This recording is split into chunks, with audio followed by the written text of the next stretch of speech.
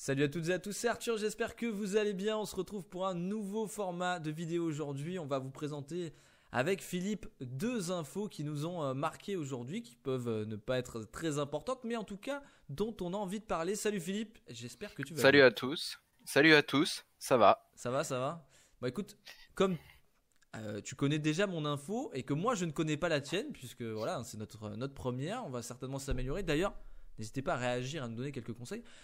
J'ai envie de te dire, bah, commence par ton info. Je ne la connais pas et j'ai bien envie de savoir de quoi tu as envie de parler. Qu'est-ce qui t'a marqué aujourd'hui? Bon, alors comme le savent notre communauté, je suis supporter de Nantes et j'avais envie de traiter une information à ce sujet-là. Ouais, C'était donc en fait, j'ai vu qu'après 9 matchs où on est deuxième en Ligue 1, ouais, c'est un beau départ, hein. C'est un beau départ. voilà. Et Valdemar Kita veut prolonger Gourcuff. Alors moi, sur le principe, je suis très content déjà qu'il soit là et que donc il le prolonge au lieu que ça soit une mission d'un an, c'est très bien. Donc je critique pas le fond, mais c'est plutôt la forme. En fait, j'ai pas envie que parce qu'on est deuxième au bout de 9 matchs, qu'il nous fasse une Ole Gunnar Solskjaer à le prolonger dès que le mec il a quelques bons résultats. C'est juste là-dessus que pour moi c'est critiquable parce que voilà après par exemple si on compte que le braquage à Lyon c'est un super résultat dû à Gourcuff, bon je suis pas sûr. Mais l'équipe progresse donc c'est très bien. Par contre là où je veux mettre le doigt c'est que en fait il va augmenter les prérogatives de Christian Gourcuff et il va se retrouver à avoir beaucoup de pouvoir au niveau de la politique sportive du club, ce qui de la part de Valdemar Kita est plutôt étonnant vu que lui se voit un peu agent de joueur, il a un diplôme d'entraîneur en Pologne, donc pour lui, il doit décider. Ouais, il Donc est c'est assez très très étonnant qu'il impliqué, lâche du hein. lest. Ouais, ouais, Voilà. très impliqué. La seule personne à qui il voulait lâcher un peu de lest, c'était son fils Franck. Ouais. Et finalement, tout le monde est d'accord, ça se passe bien. Ils ont envie d'augmenter les prérogatives. Donc, qu'est-ce que ça va donner les prérogatives de Christian Gourcuff? C'est-à-dire que là, lui, il a une certaine idée dans le jeu, la passe, le 4-4-2, les redoublements, la technique. Et donc, en fait, des poussins, des tout petits jusqu'aux pros, on va instaurer le même style de jeu dans chacune des équipes et ainsi les jeunes vont très facilement s'intégrer à l'équipe première puisqu'en fait tout le monde jouera pareil, un peu Ouais, comme à Barcelone, ouais, où on toute se formate dans proportion, une, ouais, on se formate voilà, dans une toute tactique. proportion gardée, un peu comme à Barcelone. Et du coup, ce que ça va donner aussi, j'ai l'impression, c'est que si on part du principe qu'il faut faire comme ça, ce qui est recruteur, formateur et tout, on va peut-être éviter d'avoir, comme on a eu depuis certaines années, on va dire des catcheurs de type Gilo Bodji, là même Abdoulaye Touré, même s'il fait des choses techniquement, c'est quand même pas dingue. C'est limité.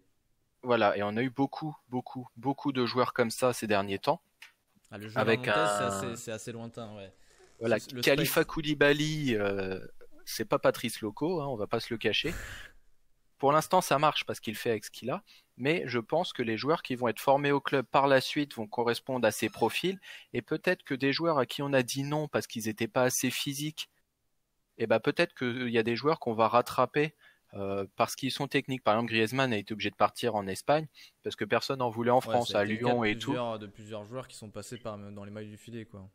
Voilà, c'est ça. Donc là, je me dis que peut-être à Nantes, on va cibler un peu plus pour la formation. Et alors pour l'instant, sur le papier, c'est bien. C'est pas impossible que dans 2 mois, Valdemar Kita mette un coup de chausson à Gourcuff parce qu'il l'aura regardé de travers. Ça, on sait pas. Ouais, ça c'est un peu malheureusement le kita dans le texte, quoi. Ça peut très vite tourner. Une décision sur un joueur ou quelque chose qui peut vraiment ouais, se bloquer avec son entraîneur. Moi, je trouve d'un œil extérieur hein, que le départ de Nantes est très bon, que le jeu est plutôt sympa, qu'il a l'air d'avoir une super ambiance, que la Oui. communication de Nantes est plutôt cool au final, que le changement instauré même par le nouveau logo qu'il y a eu, toute l'image du club est en train de se renouveler, ça communique plus dans les médias et on parle, je trouve on a rarement parlé autant de Nantes que de cette année. Alors c'est peut-être dû aussi en grande partie par les résultats, mais l'histoire de Palois avec ses tweets, je prends ma retraite internationale et tout, je pense pas que c'est des choses qu'on aurait vues il y a 1 an ou 2 ans à Nantes. Euh, Bah, je sais pas, c'est mon surtout, impression en tout cas. Moi, je suis pas du tout supporter nantais, hein, mais de l'extérieur, en tout cas, c'est ce que j'en ai. en plus, sur le papier, cet été, c'était vraiment la saison où tu te dis que ça pouvait tourner n'importe comment parce qu'on était à 2 doigts de se faire racheter par des Anglais cet été. Le coach qui se fait dégager et le coach qui suit qui arrive à 2 jours du premier match de championnat. Le projet de stade qui tombe à l'eau. Il y avait tout qui était parti pour être moisi. Le recrutement en plus, il est fait par un agent belge, enfin ou peut-être pas belge, mais en tout cas qui a beaucoup de joueurs en Belgique. Ce qui fait qu'en fait le coach ou quoi, on choisit pas vraiment les joueurs, on est directement fourni par l'agent. D'accord. Donc du coup il y a une sorte de un peu conflit d'intérêts quoi. Hein. C'est vraiment on essaie de placer des joueurs et faire du trading. Voilà, et c'est comme ça qu'on s'est retrouvé avec Anthony Limbombe, plus gros transfert de l'histoire du club pour 8 millions et quelques, et qui finalement est reparti au bout d'un an sans avoir rien fait, avec un prêt option d'achat à 4 millions. La belle affaire. Hein. Voilà, et l'agent qui paraît-il, on va employer le conditionnel, a des problèmes avec la justice, éventuellement blanchissement et tout. Enfin bon, sur le papier, on se dit ça va mal tourner. Et là, on ne sait pas pourquoi, il nous sort un miracle Christian Gourcuff. Il a hésité entre Domenech et Gourcuff, comme ça on voit bien la ligne sportive que voulait suivre le président. Bon, il a eu de la chance. Il partait pour une pige d'1 an. Je pense qu'il n'espérait pas grand-chose. Je pense qu'il est surpris même qu'il tape peut-être de Gourcuff. Sans doute.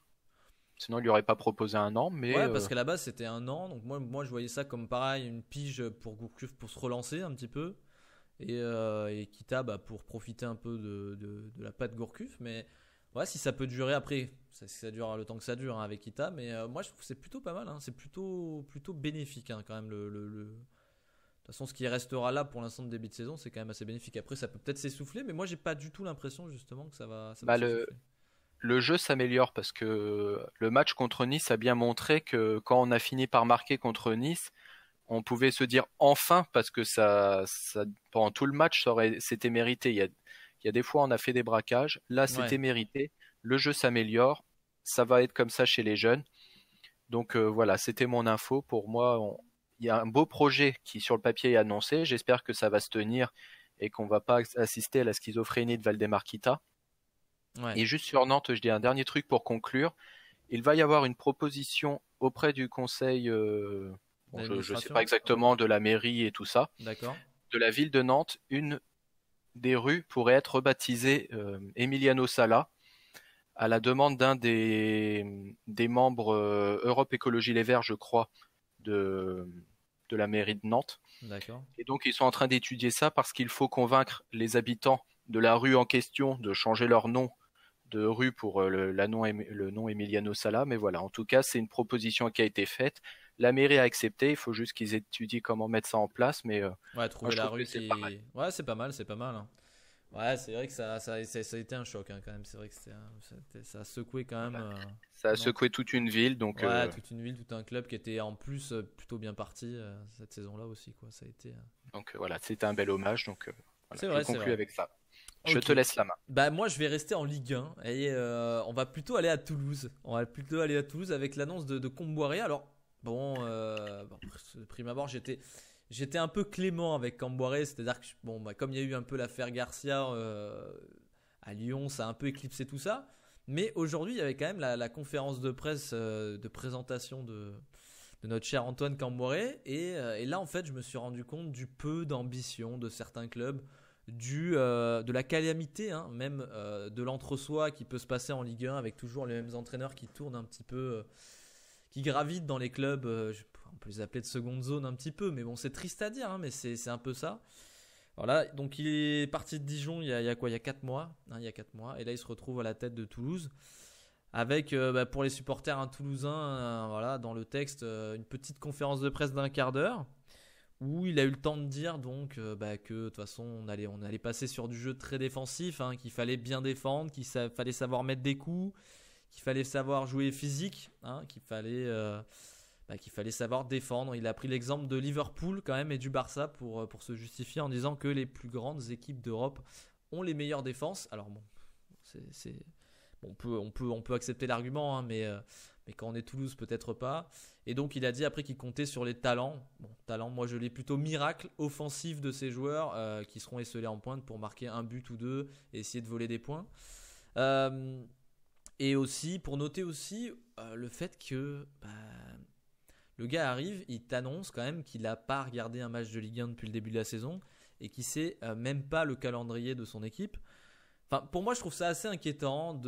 J'ai du mal à comprendre comment des clubs peuvent avoir si peu de projets déjà en prenant des entraîneurs comme ça et d'accepter qu'un entraîneur leur vende ça. J'ai envie de dire, enfin, quand on voit des clubs anglais ou d'autres clubs en Europe qui vendent plutôt du beau jeu et qui, même s'ils descendent en deuxième division, vont continuer à remplir le stade et à faire des recettes via le beau jeu et l'amour de l'équipe, je vois mal du mal. Comment on peut associer, comment on peut aimer une équipe qui joue comme ça Enfin, je sais pas ton avis, toi, Philippe, mais pour moi, ça me déçoit énormément que ce soit le choix des coachs comme Camboire dans des clubs comme Toulouse. Tu tournes toujours avec des entraîneurs qu'on dit un petit peu meneurs d'hommes qui vont te faire une saison et qui vont te sauver, mais qui vont pas te sortir de jeu ni de.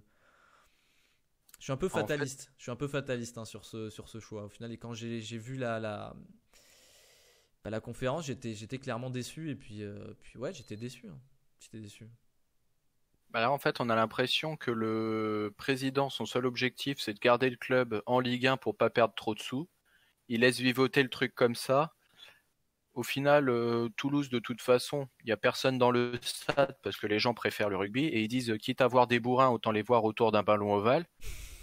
C'est pas faux. Donc du coup, j'ai l'impression que déjà le football à Toulouse, il est un petit peu condamné. De ce que j'ai entendu, l'équipe de Rodez en Ligue 2 joue aussi au Stadium de Toulouse parce qu'ils n'ont pas le stade pour. Et Rodez ferait plus d'affluence que Toulouse, ce qui est déjà un concept. Ouais, mais c'est le souci des villes comme Toulouse ou comme même Montpellier qui ont du mal à remplir les stades. Encore que Montpellier, c'est autre chose, puisque bon, il y a quand même du jeu et tout, mais c'est des stades, c'est des villes qui sont très, très, très cosmopolites. Il y a très peu de personnes de souche, souvent, qui sont nées dans la ville et qui y restent. Et donc, c'est vrai que l'identification, surtout au football, c'est compliqué. Et puis à Toulouse, comment?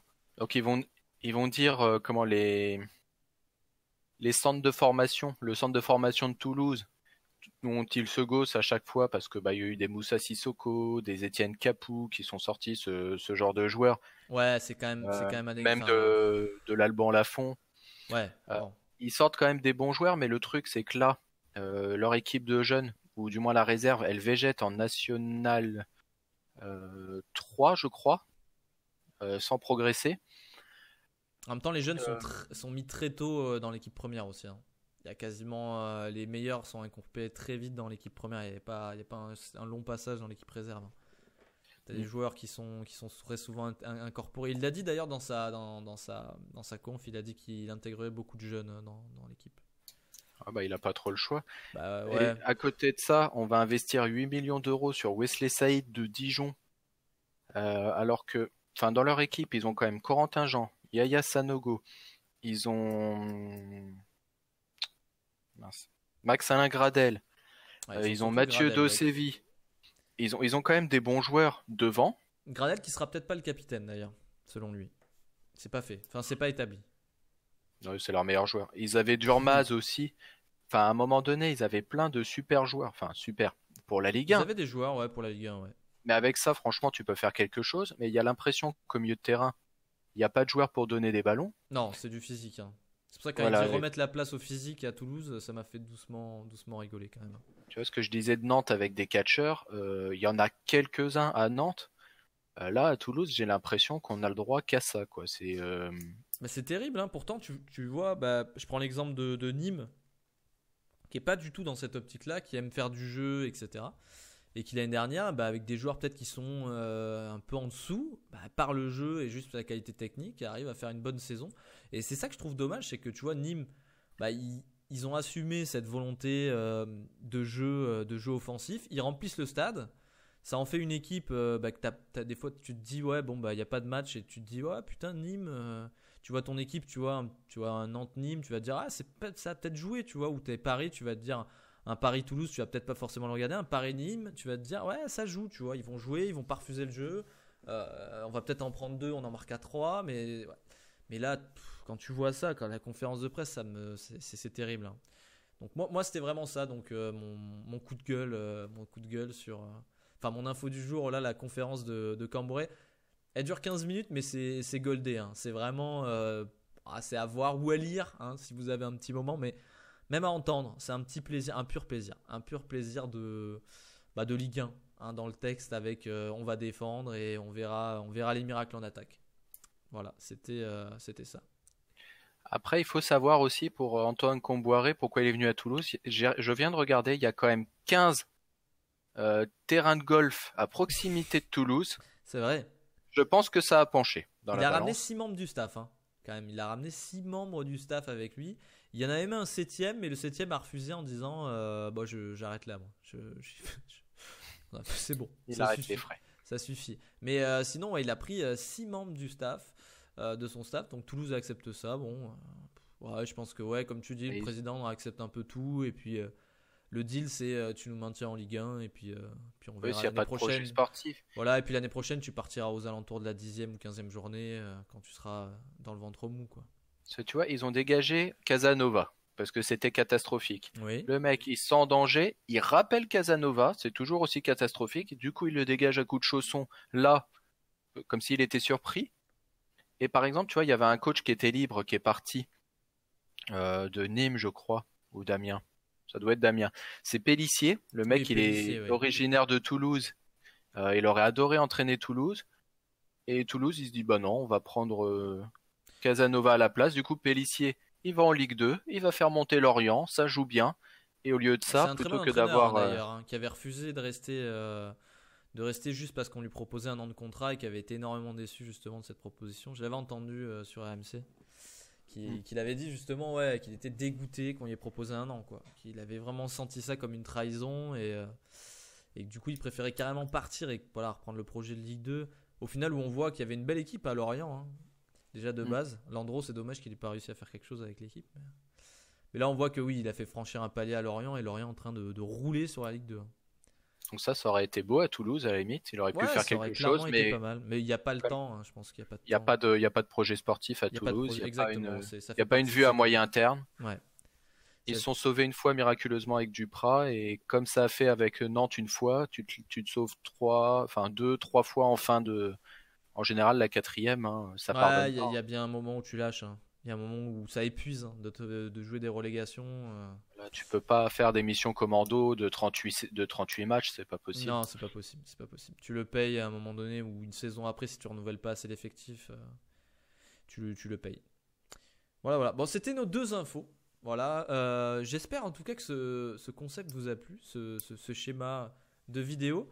Une petite vingtaine de minutes pour parler de ça. C'était sympa. En tout cas, Philippe, merci d'avoir été là. Et on va se refaire ça à l'occasion. Moi, je partais sur un principe de le faire pas tous les jours, peut-être parce que c'est quand même un petit peu. Voilà, faut enregistrer, etc. Mais de le faire assez souvent quand on a des infos qui nous font tilter ou des petits trucs peut-être anecdotiques qui sont passés un peu inaperçus et dont on a envie de parler. En tout cas, Philippe, merci beaucoup. De rien, merci à ceux qui nous ont écoutés. De même, je les remercie aussi. N'hésitez pas à réagir et on se retrouve très bientôt pour un nouvel épisode.